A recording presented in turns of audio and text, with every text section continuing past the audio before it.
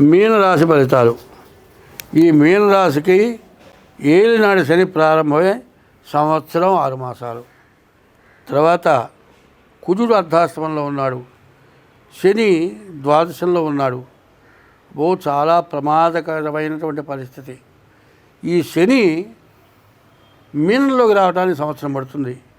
ఈ లోపల ఏ యాక్సిడెంట్ అయినా రావచ్చు, ఎటువంటి వ్యాధులైనా రావచ్చు. కాబట్టి ఈ రాశివాళ్ళు ప్రతిరోజు కూడా సూర్య నమస్కారం చేయండి. ప్రతిరోజు కూడా మారేడు దళాలతో శివుడికి ఇవ్వండి, మారేడు దళాలు శివుడికి ఇవ్వండి. ప్రతి సోమవారం కనీసం అభిషేకం చేయించుకోండి. ప్రతి శనివారం కూడా శనికి నల్ల నువ్వులు అంటే ముఖ్యమైన గ్యారంటీ నువ్వుల నూనెతో అభిషేకం చేయండి. నువ్వులు నూనె పట్టించండి, నల్ల నువ్వులతో నూనె పట్టించండి. నల్ల నువ్వుల నూనె, నల్ల నువ్వులు, నల్ల రిబ్బను శనికి వేసి దీపారాధన చేసి ప్రదక్షిణ చేయండి. జపాకుశవ సంకాశం కాశ్యపేయం మహాద్యుతం, అది ఈ శ్లోకము గుళ్ళోకి వెళ్ళి చదువుకోండి. పొద్దున సాయంత్రం కూడా ఈ శ్లోకాన్ని స్మరించండి. మీకు అన్ని విధాలా మంచి జరుగుతుంది. కాబట్టి ఈ రాశి వాళ్ళకి ఇప్పటికీ సంవత్సరంన్నరే ఏలినాడు శని జరిగింది. అంటే ఇంకా 6 సంవత్సరాలు మీకున్నది. కాబట్టి ముందు మీ జాతకం చూపించుకొని జాగ్రత్త పడండి. ఎప్పుడు కూడా ప్రతి సంవత్సరం కూడా మీ జాతకం చూపించుకోవడం కాదండి, ప్రతి నెల మీ జాతకం చూపించుకున్నా కూడా తప్పు లేదు. సమస్యల నుండి బయటపడాలి అంటే మీ జాతకం, ఈ మీనరాశి వాళ్ళు ఎప్పుడు జాతకం చూపించుకోవటం, ఎప్పుడు దైవాన్ని, ఇష్టదైవాన్ని పూజించడం, తల్లిదండ్రులు పూజించడం, భార్యని కష్టపెట్టకుండా ఉండటం, ఇట్లాంటివి చేస్తే మీకు అన్ని విధాలా బాగుంటుంది. భగవంతుడు మీకు అన్ని విధాలా మేలు చేస్తాడు. మరి రాహువు, గురువు, కుజుడు, కేతువు, రవి ఈ గ్రహాలకు పూర్తిగా పూజలు చేయించుకోవటం. మేషం నుంచి మీనం వరకు మనం చెప్పుకున్నాం. ఈ మీసం దగ్గర నుంచి మీనం వరకు ప్రతి వాళ్ళలో కూడా చాలా ఇబ్బందులు, ఏ రకమైన ఇబ్బందులైనా కలుగుతున్నాయి. అందులో ఇది భాద్రపద మాసం, శ్రావణ భాద్రపదాలు అంటారు.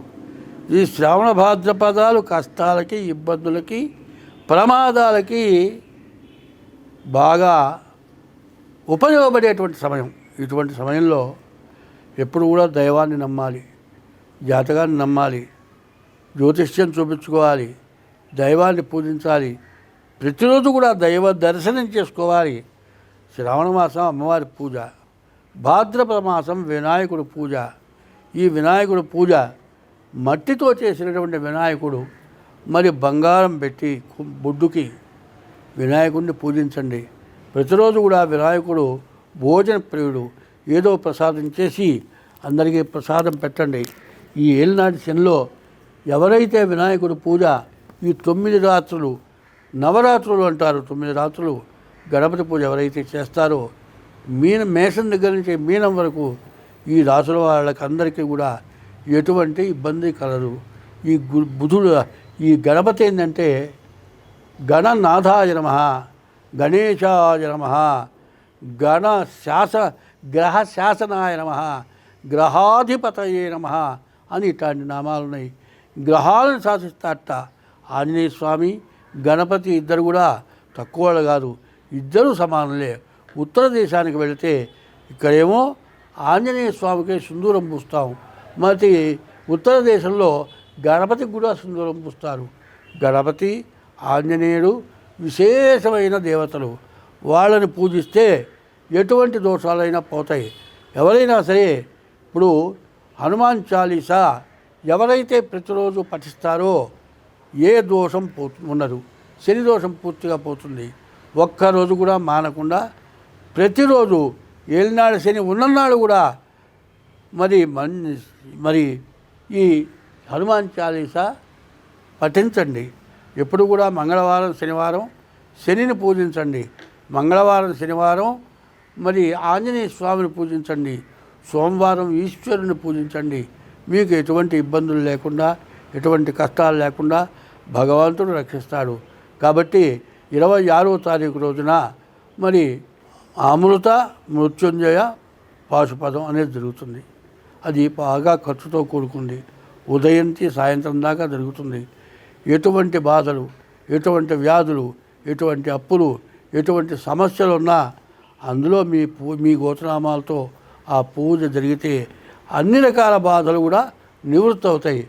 మీరెవరైనా దాంట్లో పాల్గొనదలుచుకున్న వాళ్ళు ఎవరైనా ఉండేట్లయితే మా ఫోన్ నెంబర్కి ఫోన్ చేసి దానికి తగినటువంటి పారితోషికం చెల్లించి ఆ పూజలో మీరు పాల్గొనవచ్చు. స్వస్తి. అమృత మృత్యుంజయ పాశుపదం అనేది జరుగుతుంది. అది బాగా ఖర్చుతో కూడుకుంది. ఉదయంకి సాయంత్రం దాకా జరుగుతుంది. ఎటువంటి బాధలు, ఎటువంటి వ్యాధులు, ఎటువంటి అప్పులు, ఎటువంటి సమస్యలు ఉన్నా అందులో మీ గోత్రనామాలతో ఆ పూజ జరిగితే అన్ని రకాల బాధలు కూడా నివృత్తి అవుతాయి. మీరెవరైనా దాంట్లో పాల్గొనదలుచుకున్న వాళ్ళు ఎవరైనా ఉండేట్లయితే మా ఫోన్ నెంబర్కి ఫోన్ చేసి దానికి తగినటువంటి పారితోషికం చెల్లించి ఆ పూజలో మీరు పాల్గొనవచ్చు. స్వస్తి.